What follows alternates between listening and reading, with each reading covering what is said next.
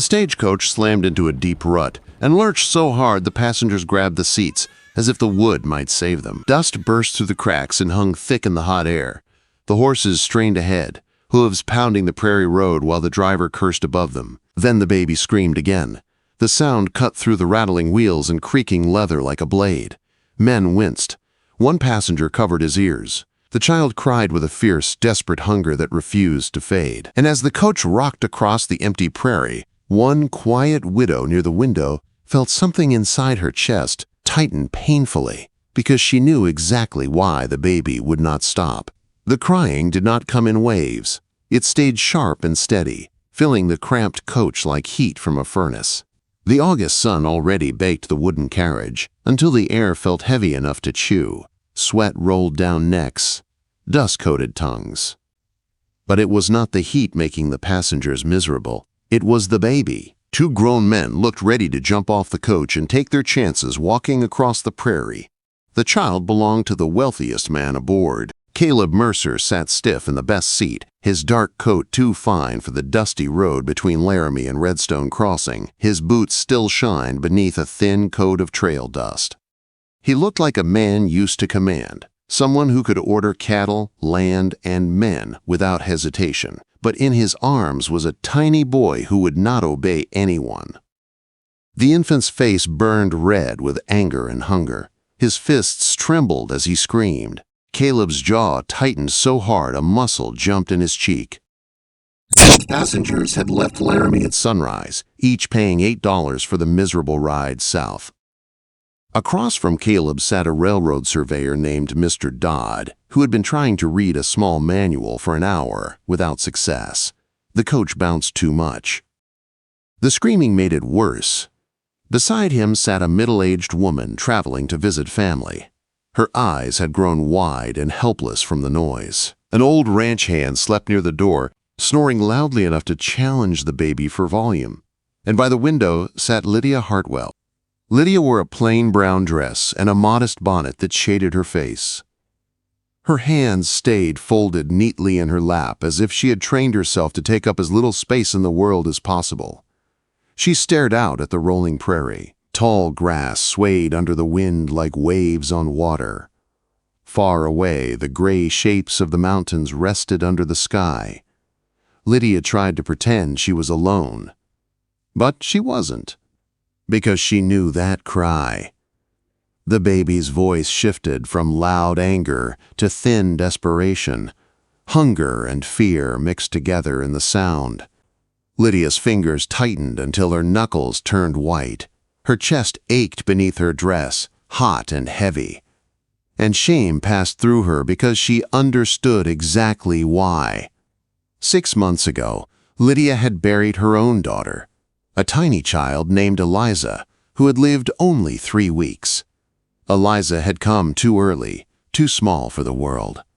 Her lungs never learned how to fight. But Lydia's body had not understood the loss. It had made milk anyway, even after the cradle was empty. She had wrapped herself tight with cloth, tried cold water, bitter tea, and long nights of quiet grief. The pain had eased, but it had never fully gone away.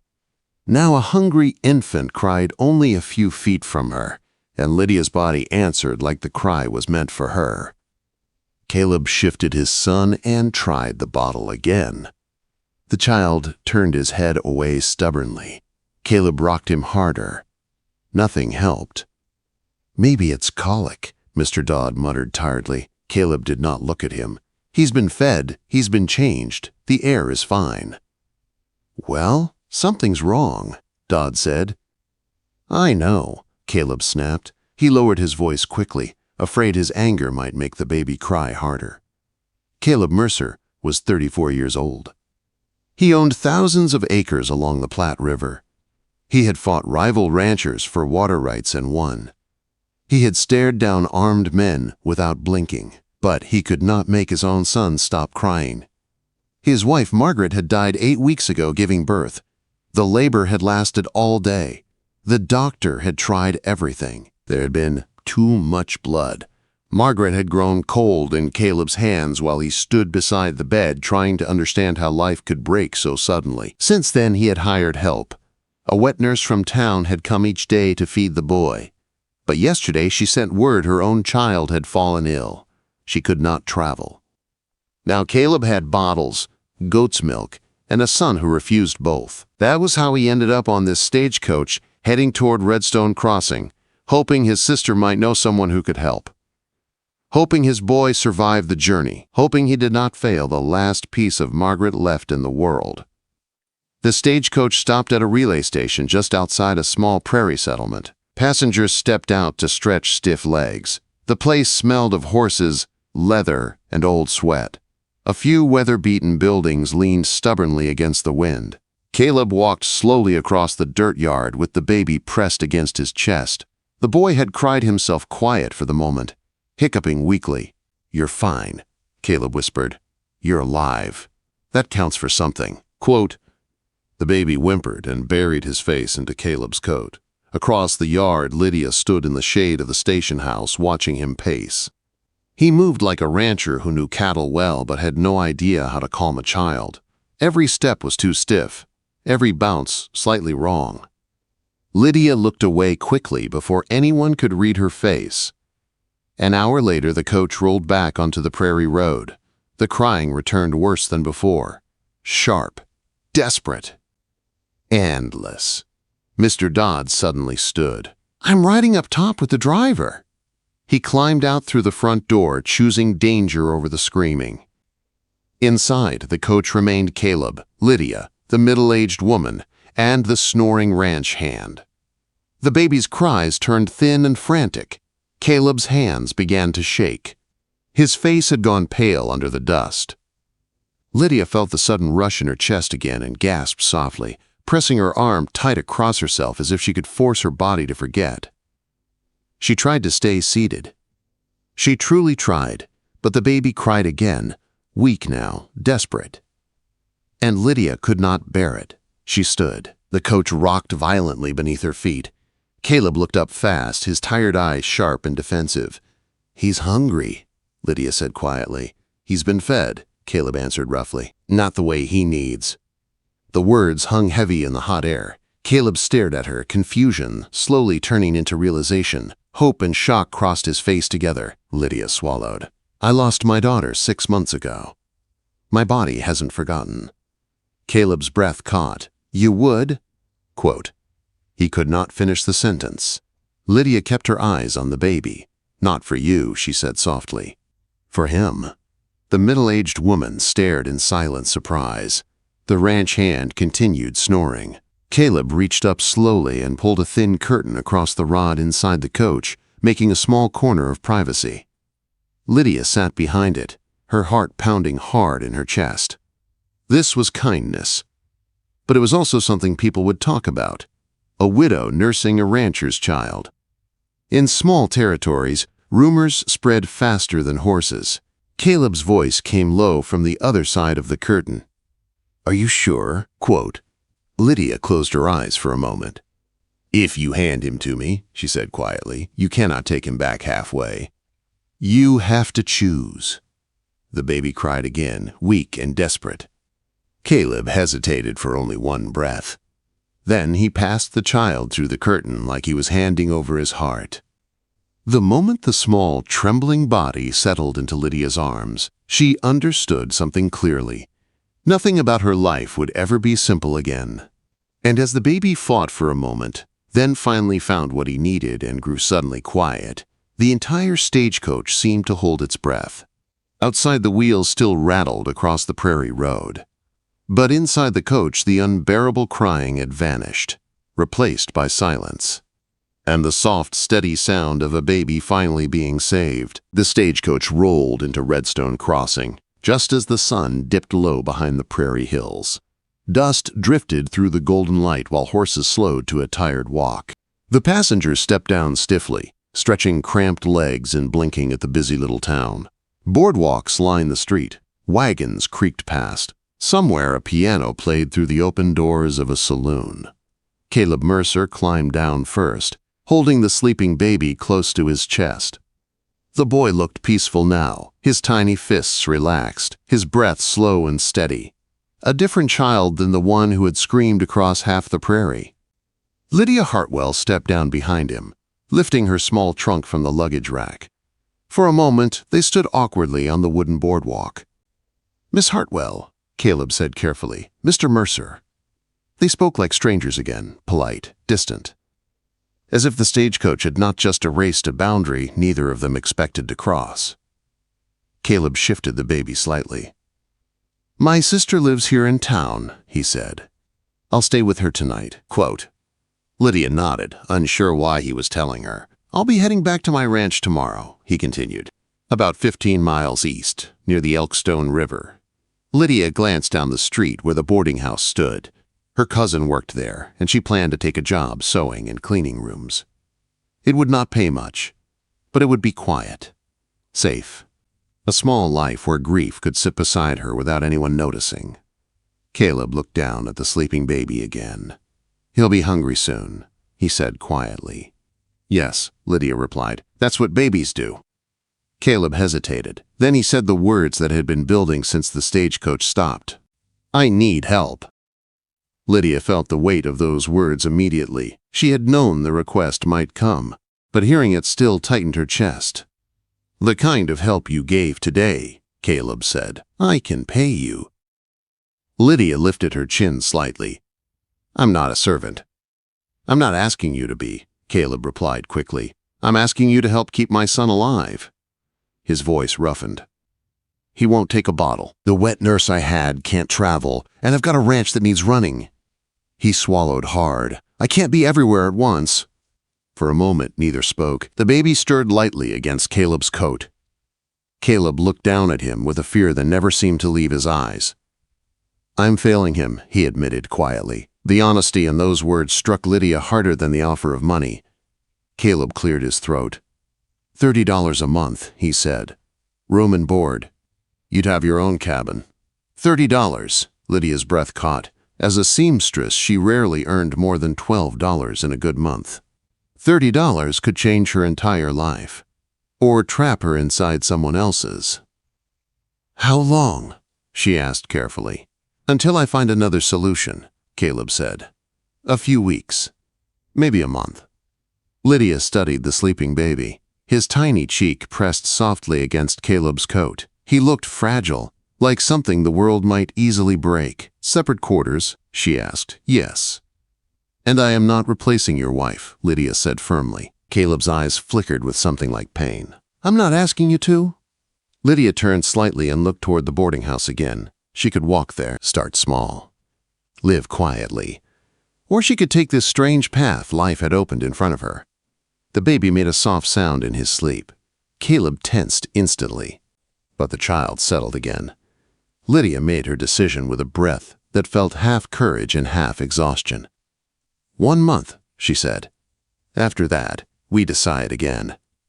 Caleb nodded firmly. "Thank you." Lydia picked up her trunk. "I'll stay with my cousin tonight. Tomorrow morning, send someone for me." "I will," Caleb promised. She walked away down the boardwalk before doubt could catch her. But every step felt heavier than the last. Because she knew something Caleb Mercer did not yet understand. Feeding the baby was the easy part. The hard part would come later, when a lonely house started to feel like home. And when a grieving rancher began to look at her like she might be the only thing keeping his world from falling apart. The Mercer Ranch sat in a wide valley where the Elkstone River curved through tall grass like a silver ribbon. When Lydia arrived the next morning in a wagon, driven by a quiet ranch hand named Boone, she felt small the moment the ranch house appeared on the horizon. The house stood strong and wide, built from timber and stone, with a long porch facing the open land. Barns and corrals spread behind it. Horses moved like shadows across the fields. Men worked steadily in the distance. Boone unloaded Lydia's trunk beside a small cabin tucked behind the main house. "Boss said you stay here," he said simply. "Kitchen's got coffee." Then he tipped his hat and drove away. The cabin was simple but clean. 1 room, a bed with a quilt, a small stove and table. a washstand near the window. It felt safe, but also lonely. Lydia unpacked slowly. Her sewing kit went onto the table. A small wooden box slid quietly beneath the bed. She did not open it. Some grief stayed locked away. Then she walked toward the main house. She found Caleb in the kitchen. He stood beside the stove holding the baby in one arm while trying to warm a bottle with the other. The child fussed and rooted against his coat. "You're heating it too fast," Lydia said from the doorway. Caleb jumped slightly. "I'm not." She stepped forward and tested the bottle against her wrist. Then she poured the milk into the sink. "It'll burn him." Caleb watched her silently. Lydia warmed fresh milk slowly. Then she took the baby gently from his arms. The boy refused the bottle again, turning his head away stubbornly. Lydia nodded calmly. "All right," she whispered. "Then we do it your way." She sat in the wooden chair beside the kitchen table and held the baby close. Within moments, the child quieted, feeding peacefully. The kitchen filled with a calm silence. Caleb stood by the stove like a man afraid to breathe too loudly. After a long moment, he spoke. "My wife used to sit in that chair every morning."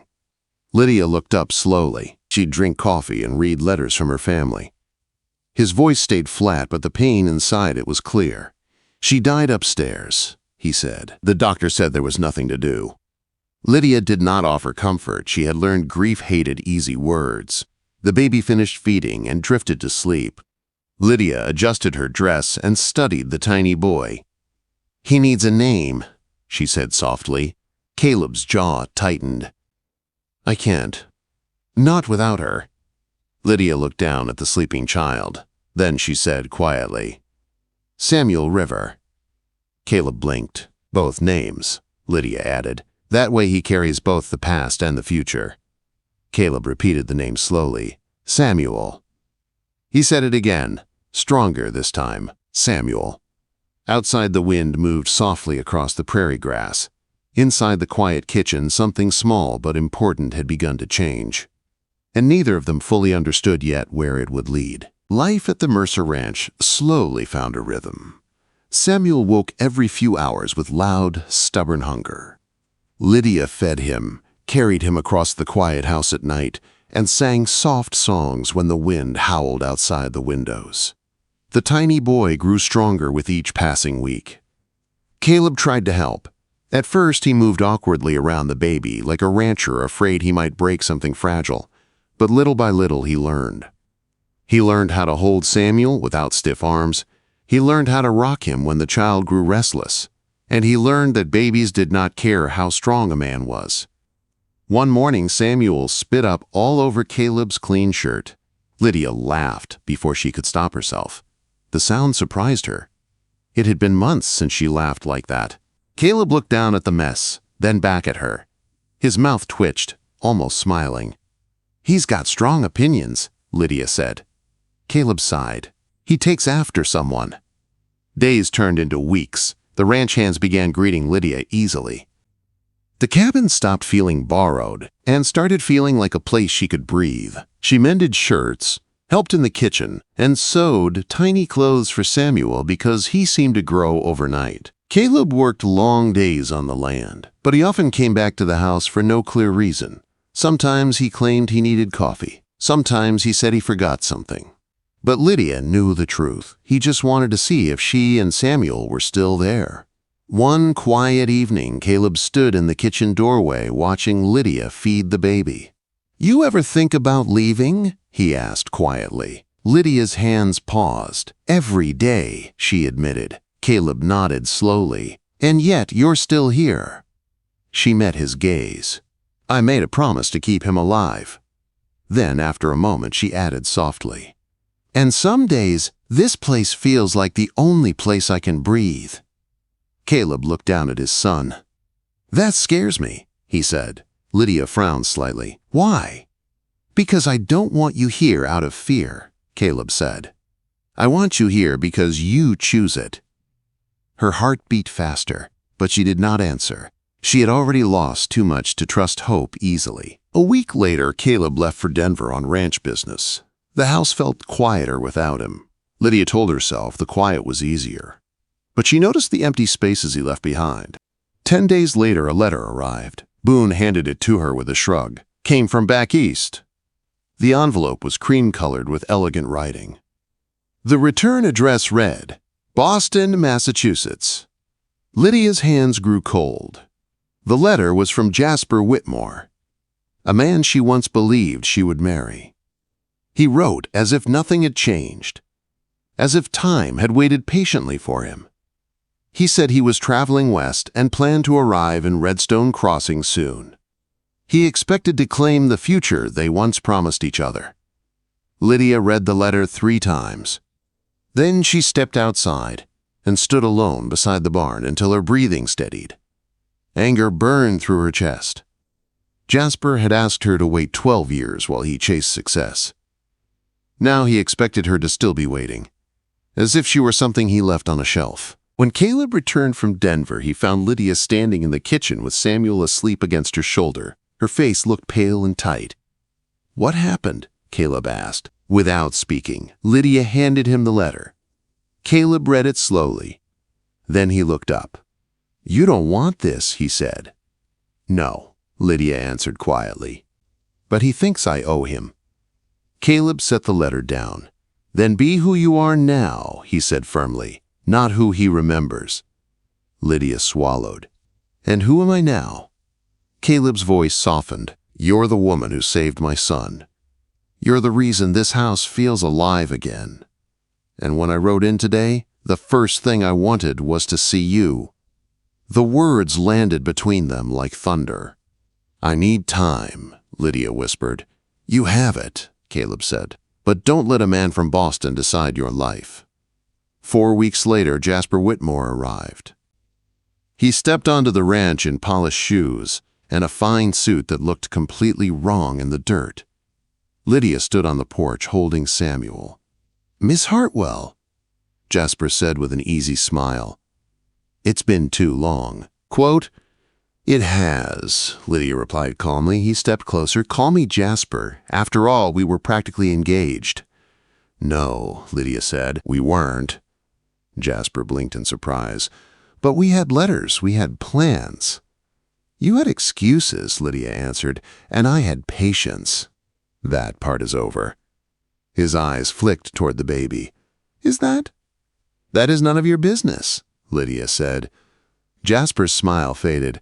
Be reasonable, Lydia. I can provide a proper life for you. I don't want your life, she said. I want mine. Behind her, Caleb stepped into the doorway, arms folded. Jasper noticed him and frowned. You came from nothing, Jasper snapped at Lydia. You should be grateful someone like me still wants you. Lydia stepped forward with Samuel in her arms. I survived losing my husband. I survived burying my child. I survived building a life after everything broke. Her voice grew stronger. I do not owe you gratitude for leaving me to do it alone. Jasper opened his mouth again. Caleb finally spoke. She said no. His voice was calm but sharp as steel. You can leave politely, Caleb added, or leave the hard way. Jasper studied them both. At last he understood the truth. Lydia was no longer waiting for him. He left the ranch with his pride bruised and his plans ruined. 10 minutes later, Caleb found Lydia back in the kitchen. Samuel slept peacefully against her shoulder. He's gone, Caleb said. Lydia nodded. Then she looked up at Caleb with steady eyes. I'm staying. Caleb froze. Because you have to? He asked. She shook her head. Because I want to. Because this place feels like home. And because I want the life we're building. Caleb crossed the room slowly. I'm still grieving, he said quietly. I always will. So will I, Lydia replied. He gently tucked a loose strand of hair behind her ear. I want you here, he said. Not for Samuel. For me. Lydia's voice trembled. Then I'm here.